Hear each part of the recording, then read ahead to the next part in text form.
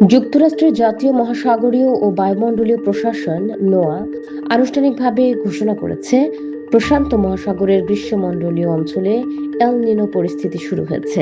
সাম্প্রতিক মাসগুলোতে সমুদ্রপৃষ্ঠের তাপমাত্রা দ্রুত বেড়েছে এবং গড়ের চেয়ে আধা ডিগ্রি সেলসিয়াসের বেশি উষ্ণ হয়ে উঠেছে, যা এল নিনো ঘোষণার মানদণ্ড।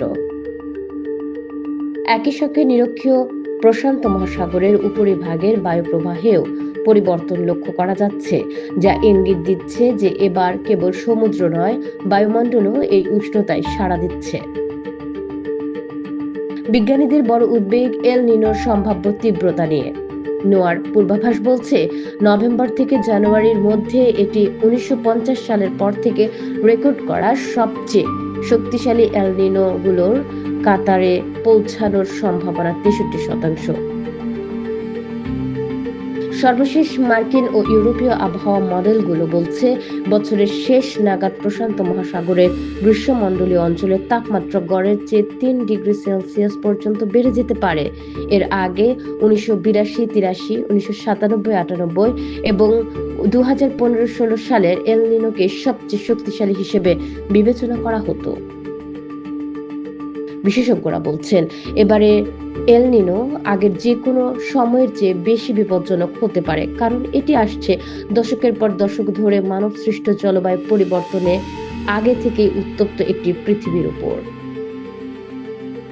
যুক্তরাজ্যের আবহাওয়া অধিদপ্তরের অধ্যাপক অ্যাডাম স্কেইফ বলেছেন, এল নিনোর তাপমাত্রা বৃদ্ধির সঙ্গে জলবায়ু পরিবর্তনের প্রভাব যোগ হওয়ার ক্ষতিগ্রস্ত অঞ্চলগুলোতে তাপমাত্রা একেবারে নজিরবিহীন পর্যায়ে পৌঁছাতে পারে। 2027 সালকে ঘিরে তিনি বিশেষভাবে সতর্ক করেছেন। এল নিনোর প্রভাব সবচেয়ে বেশি পড়ে গ্রীষ্মমণ্ডলীয় অঞ্চলে। পেরু, ইকুয়েডরে বন্যা, অস্ট্রেলিয়া, ইন্দোনেশিয়া ও দক্ষিণ আমেরিকায় খরা ও দাবানল, পূর্ব আফ্রিকায় ফসল হানি, এই সবই আশঙ্কা করা হচ্ছে।